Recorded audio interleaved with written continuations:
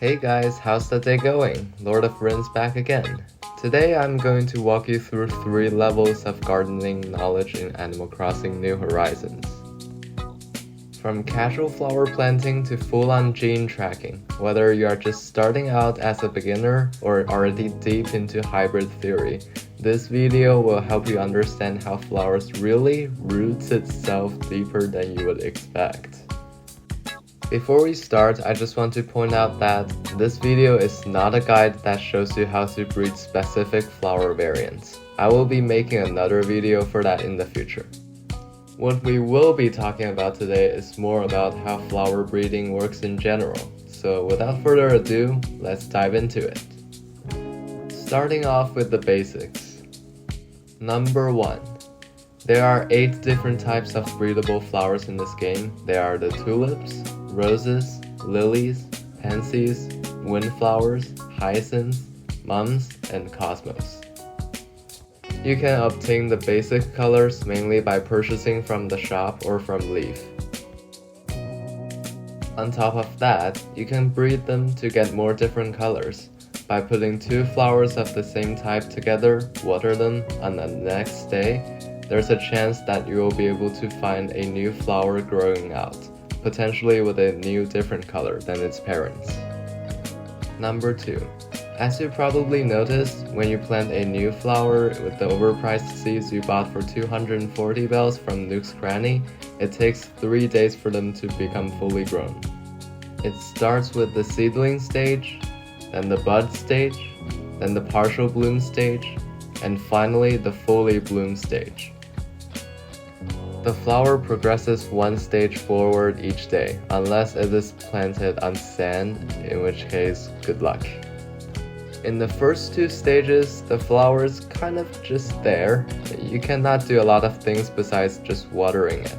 But as soon as it gets to the 3rd and 4th stage, you will be able to breed it with another flower to create offsprings. Number 3. What are the requirements for the flower to have a chance of breeding? Well, you just have to water it when it is on its final 2 stages to make it enter a watered state. Then on the next day, there's a base 5% chance of the flower choosing a nearby partner to breed a new flower with. Or you can just wait for it to rain. That works too. After the flower enters a watered state, you can still shovel it up and move it around freely.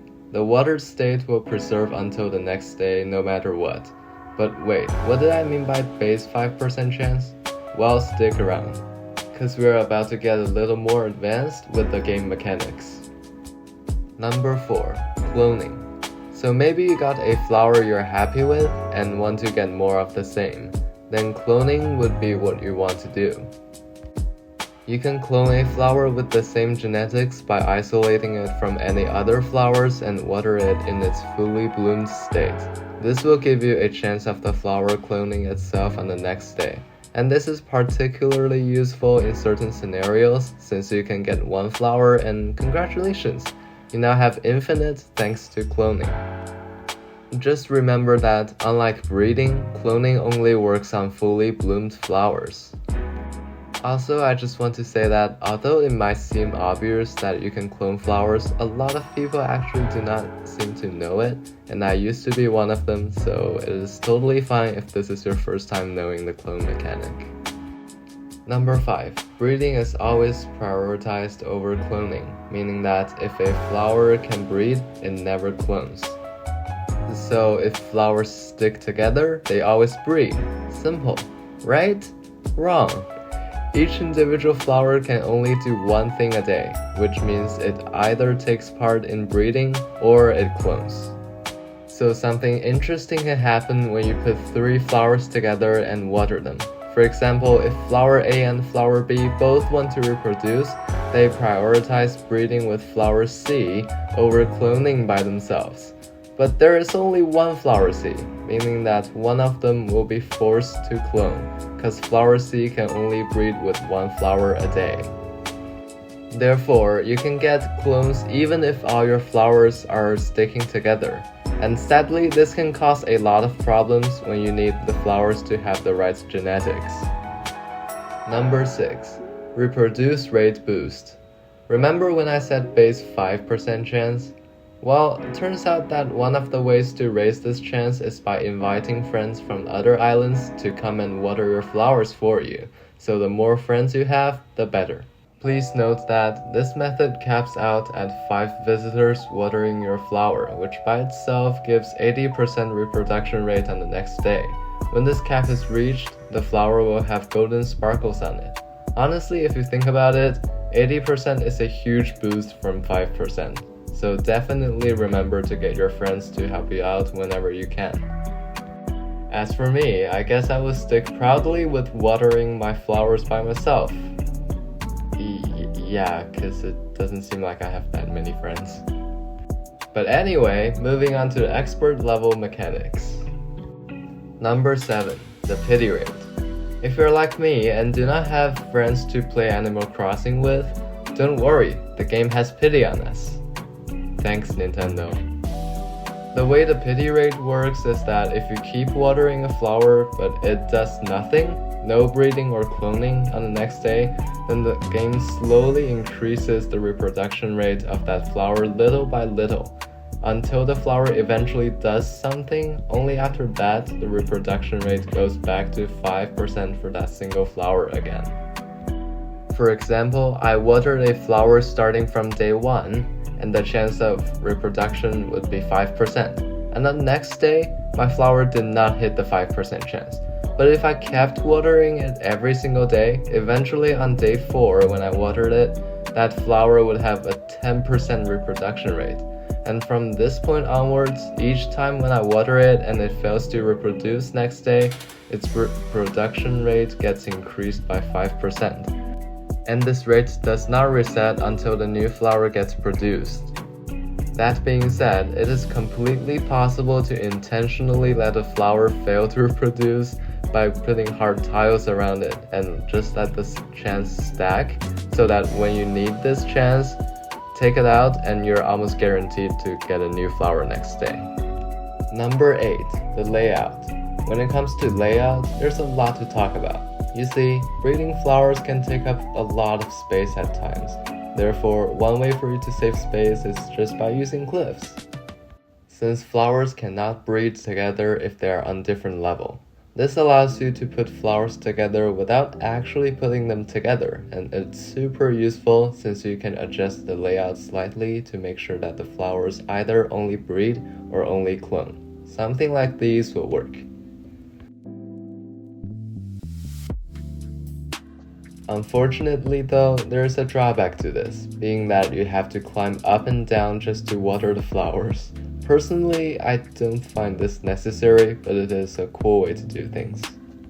Oh yeah, just a warning here, if you hate biology, then you may want to skip this part, because it just explains how the game determines what genetics and the color the offsprings will be.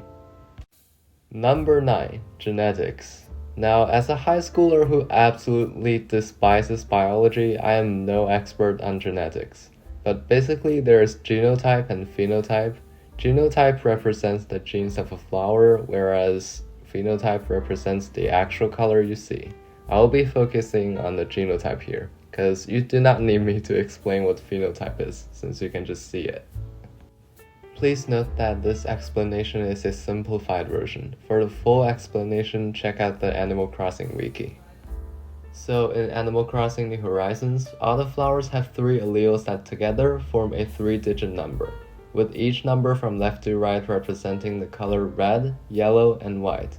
Roses in particular have an extra allele that represents the brightness of the color, giving them a 4-digit number instead of just 3.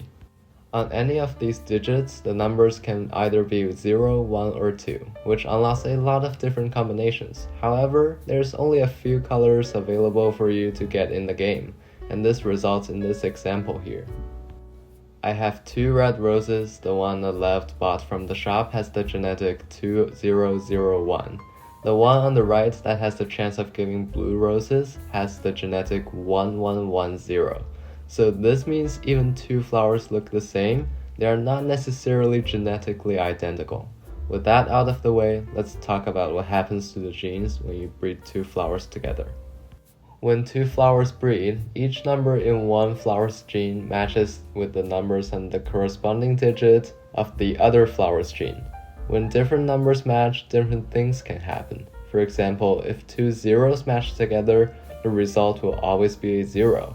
But if two ones match together, the result can be either a 0, 1, or 2. And this is exactly why blue roses take so much luck to breed. I mean, just take a look at the final step when you breed a blue rose. You breed two red roses together with genetic 1110. Your goal is to get 2220, which is the combination for a blue rose. But you then notice that when two ones match, there's only a 25% chance that you get a 2 as the result.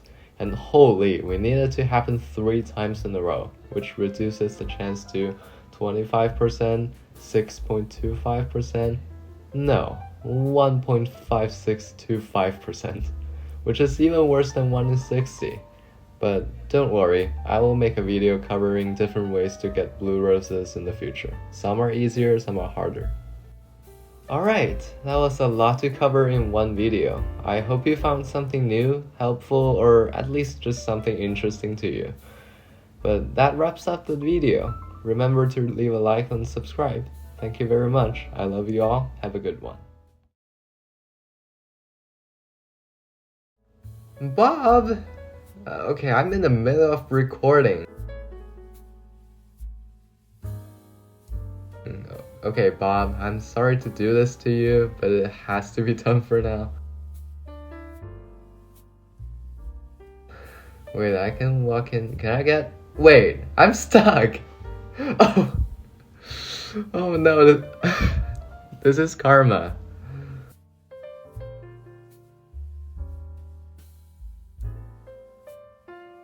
Well, I guess I actually have to use the service for real. Oh my god, it's so dumb.